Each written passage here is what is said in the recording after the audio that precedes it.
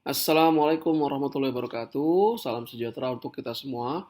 Kembali saya Catur Sasongko hadir untuk mempresentasikan kali ini terkait dengan soal dan pembahasan. Topiknya adalah One Time Special Order yang merupakan topik dari buku Dasar-dasar Akuntansi Manajerial bab 13, yaitu pengambilan keputusan jangka pendek dan perhitungan biaya relevan. Jangan lupa untuk mengunjungi e-learning perbisalemba.com, dapatkan video pembelajaran dan soal-soal serta pembahasannya terkait dengan buku akuntansi manajerial ini. Berikut ini adalah soalnya. PT EFG memproduksi mainan edukasi keroyan untuk anak-anak. Harga per unit keroyan adalah Rp360.000. Perusahaan saat ini memiliki kapasitas terpasang sebesar 500.000 unit keroyan per tahunnya. Berikut ini adalah biaya per unit berdasarkan kapasitas terpasang tersebut. Biaya bahan baku langsung Rp130.000, tenaga kerja langsung Rp50.000, overhead produksi variabel Rp20.000, overhead produksi tetap Rp60.000, beban penjualan variabel Rp30.000, beban penjualan tetapnya Rp20.000. Total biaya per unit adalah Rp310.000. Pertanyaan yang pertama adalah, PT EFG saat ini baru berproduksi sebanyak 400.000 unit setahun. Perusahaan menerima tawaran dari pelanggan baru yang akan membeli 100.000 unit pada harga Rp230.000 per unit. Tidak ada biaya penjualan variabel untuk memenuhi order khusus ini. Apakah tawaran ini menguntungkan untuk PT EFG? Nah ini ya. Kalau menguntungkan tentu saja akan diterima. Kalau ditolak maka tidak diterima ya.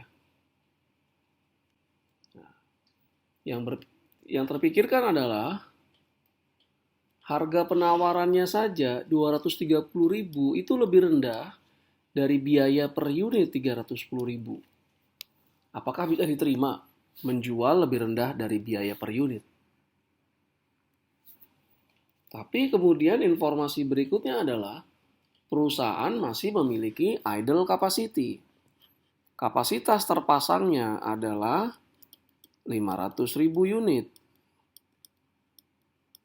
Yang sudah terpakai atau use itu baru 400.000 unit.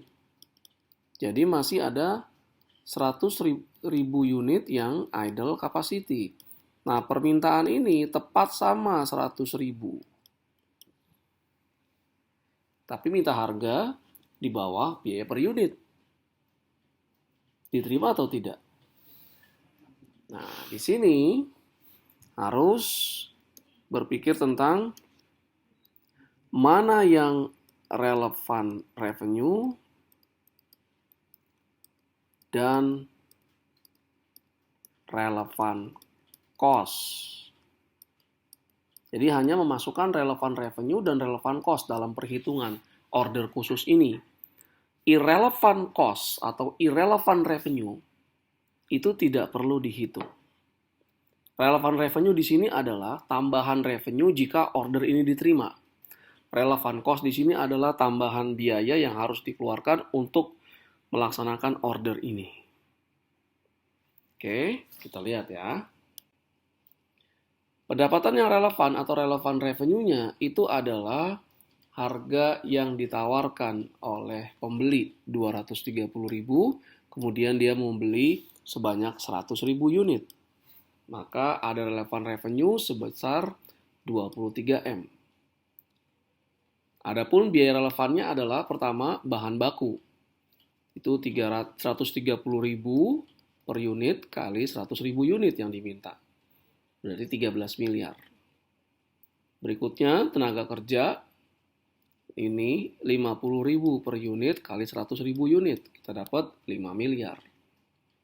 FOH variabel itu ada 20.000 unit kali 100.000 unit.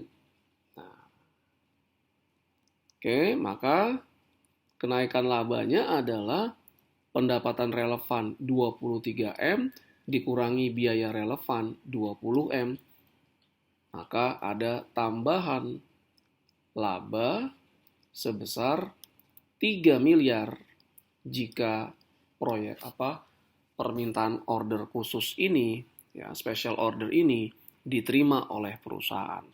Pertanyaannya adalah biaya tetapnya gimana? Produksi maupun pemasaran.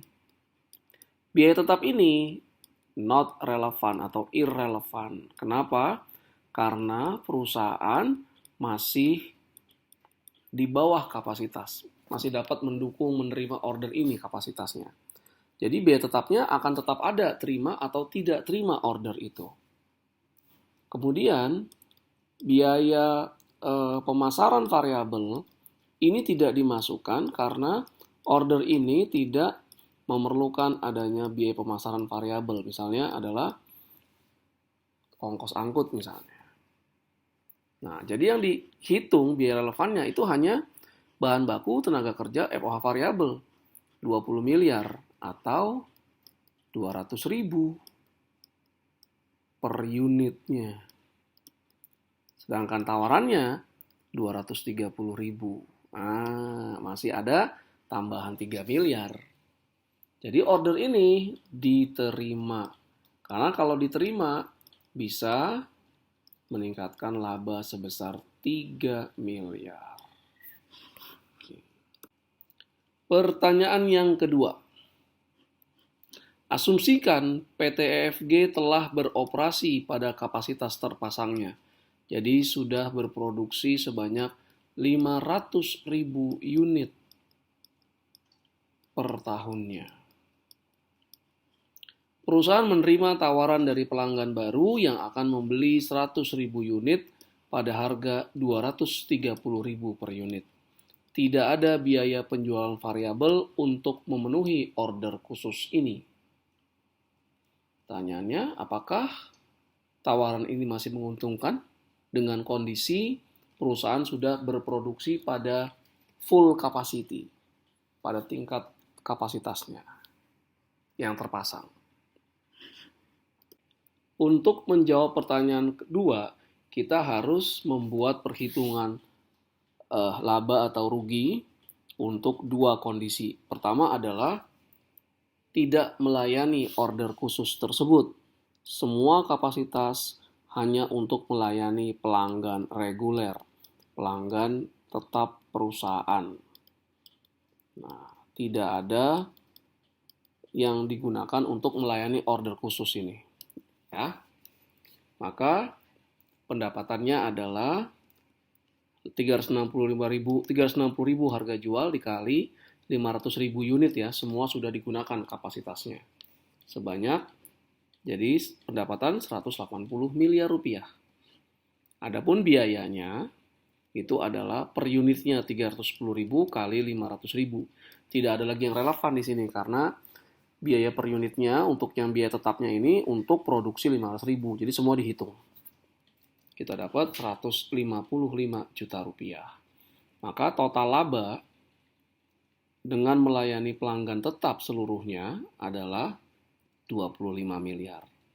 Berikutnya, bagaimana kalau perusahaan melayani order khusus ini, menerima order khusus ini, dan tetap melayani pelanggan regulernya?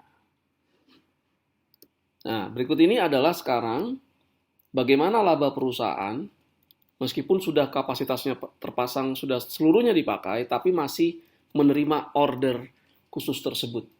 Seperti apa labanya? Nah, pendapatan ini yang pertama berasal dari order khusus nih. Nah, ya, ini order khusus, special order. Oke, special order. 230.000 kali 100.000, 23 miliar. Yang berikutnya, karena sudah kapasitas penuh, maka kalau ingin menerima atau melayani order khusus ini, maka perusahaan harus mengurangi penjualan ke pelanggan regulernya.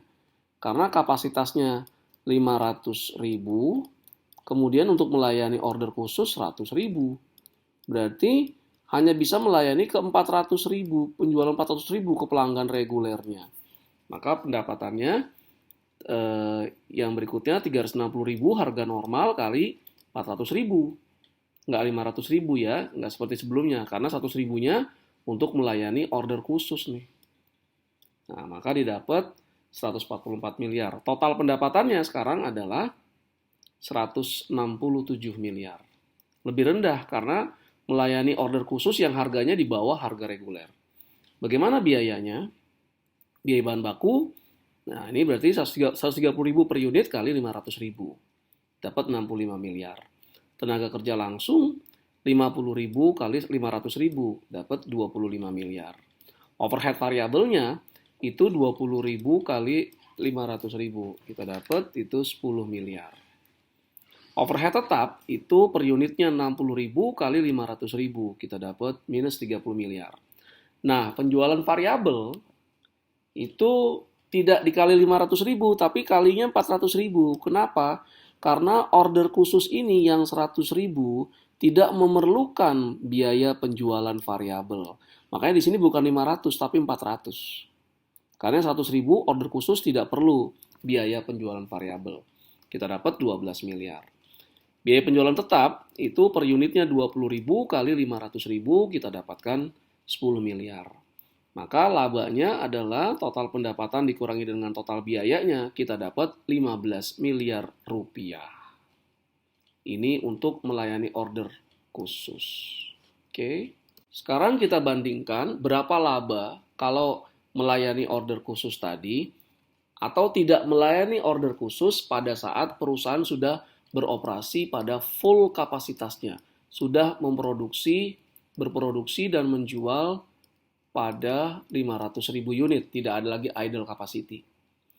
Nah, melayani order khusus sebelumnya sudah dibahas, itu labanya 15 miliar.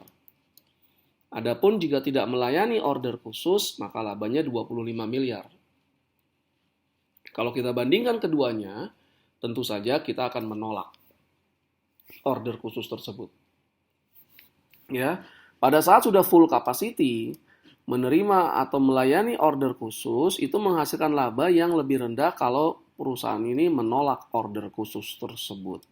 Kalau menolak, dia akan dapat 25 miliar rupiah.